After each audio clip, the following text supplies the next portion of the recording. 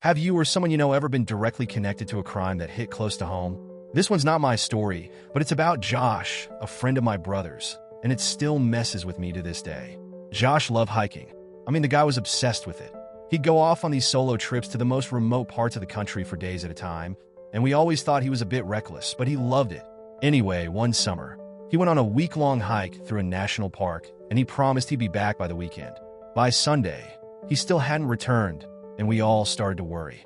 No one could get in touch with him, and his phone went straight to voicemail.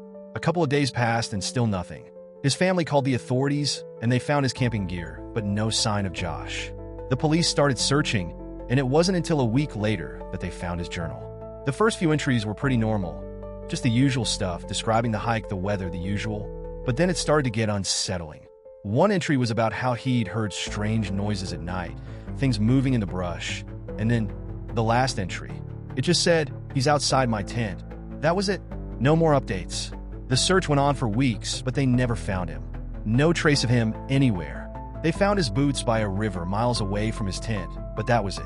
His body was never found. And to this day, no one knows what happened to him.